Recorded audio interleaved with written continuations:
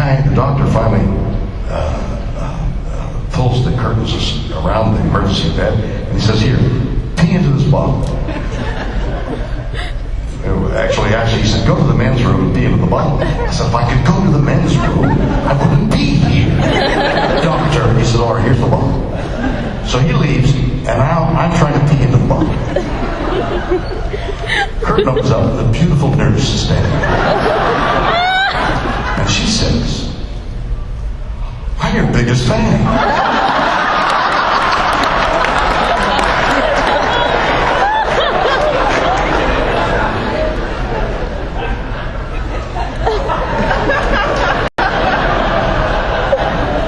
I said, "Of course."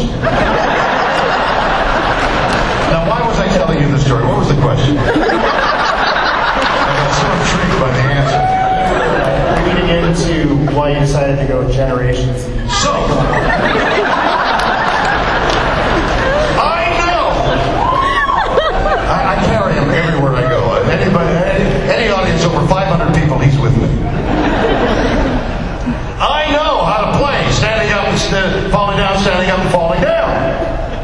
So, what's his face shoots me in the back, and I drop down. I stand up, and I drop down, stand up.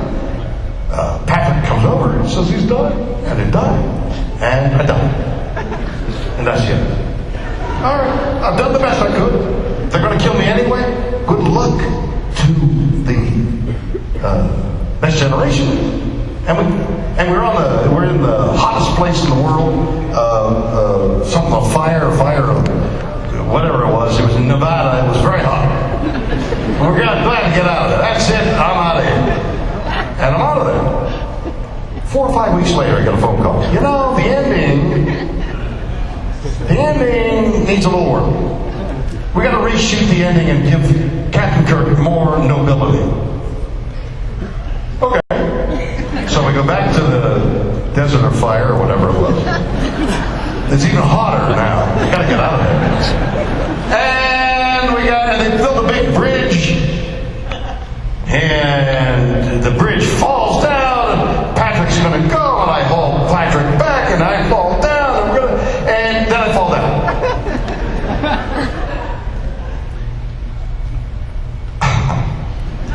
One of the greatest lines in the world occurred to me at that moment.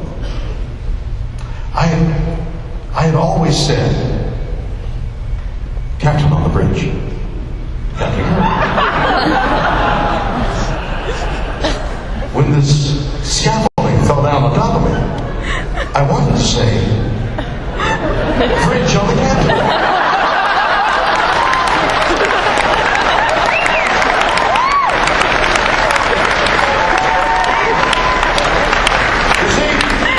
This whole evening is a discussion of comedy and drama.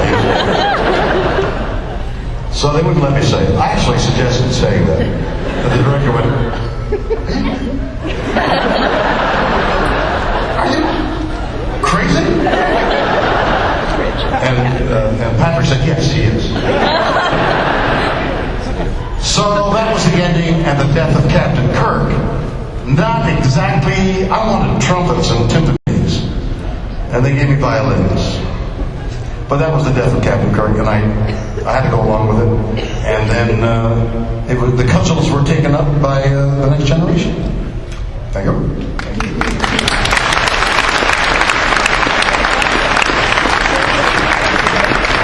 Mr. Shatner. Yes. We touched upon your career as a recording artist earlier, and so a lot of that is like really well known for your covers. Common People, Mr. Tambourine Man, Rocket Man. So what I want to know Yes, what do you want? is, has there been a song that you've really wanted to cover that you haven't been able to record, and are you planning to record any more songs in the future? Yes. Awesome. Okay. Are there any? Next question. Name one. Just one. I'm telling you, I am about to present to you in the fall. I was on the late nights with Craig Ferguson. Why are you cheering Craig Ferguson? I'm on the show with Craig Ferguson. He says, "What are you doing?" And I said, "I'm making this record." And I'm in the middle of making the record. And he says, "What's the record?" He says, "Well, you know the song, David Bowie song, Major Tom, what's it called?" Yeah, Space Odyssey. Oddity. Space Oddity, that's me. Space Odyssey, right? Okay. So the Major Tom, he keeps calling, "We're Major Tom, are you there, Major Tom? Are you there, Major Tom?" What happened to Major Tom? He steps out of the capsule, and then they're lost. They don't know where he is. There are a half a dozen songs that have the name Major Tom in it, sort of science fiction songs. And I sort of saw them all spread out before me. And the idea of Major Tom being lost in space and seeing space out there outside the capsule for the first time, and then beginning to die, and beginning to remember what his life was, who his wife was, and she did it with me in science. What did she do with me in science? She blinded me with science. And then imagining the Twilight Zone. And then even getting to Bohemian Rhapsody. Brian Mays and his guitars playing. And the whole arc of cover songs which delineate what happened to Major Tom. I'm saying this to Craig Ferguson, who says, "Bill, that might be ill-advised."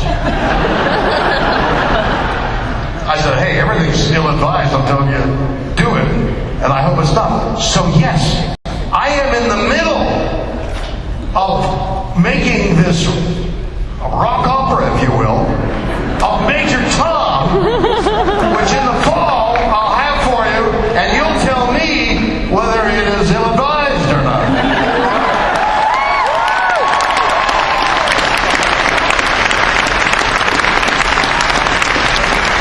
I'm having so much fun, you cannot believe it. I don't know whether this is the audience for heavy metal music. Zakk Wylde, Black Sabbath,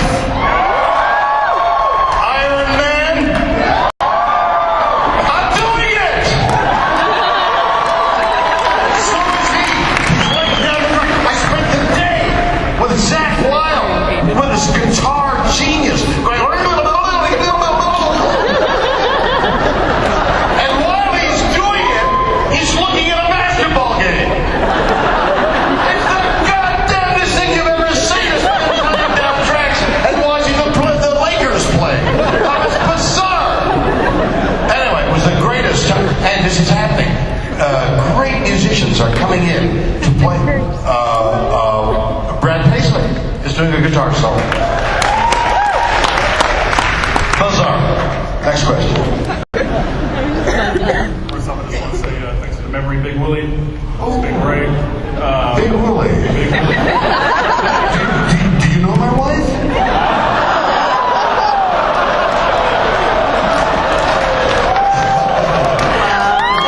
She's not here. All Alright. So, And nobody tell her now. a few years ago, you had a cameo on a movie called Fanboys. I don't think of it as a cameo. I played the lead in Fanboy.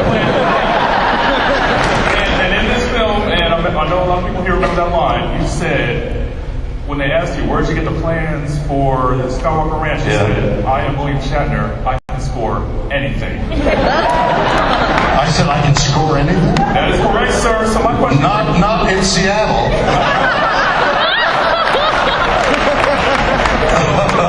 is, without incriminating yourself too much, can you tell us the wildest, awesomest thing that you scored in your time as the man?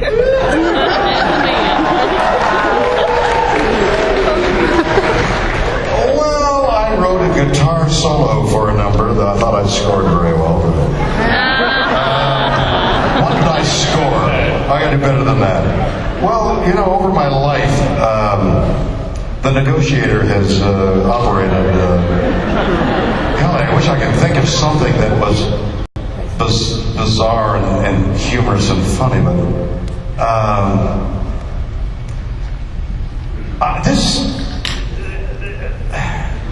This might have happened to me. I'm not sure whether it did or not. There's something very weird. I may have told this story so often I think it's happened to me.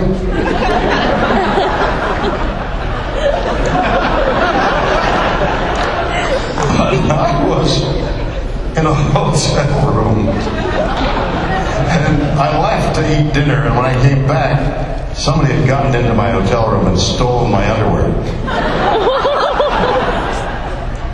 It's creepy. And I needed my underwear. Then the phone rang, and it was a girl's voice saying, "I'm down in the lobby, and I've got your underwear." I said, "I gotta have my underwear, please." She said, "I'll bring it up if you'll sign it."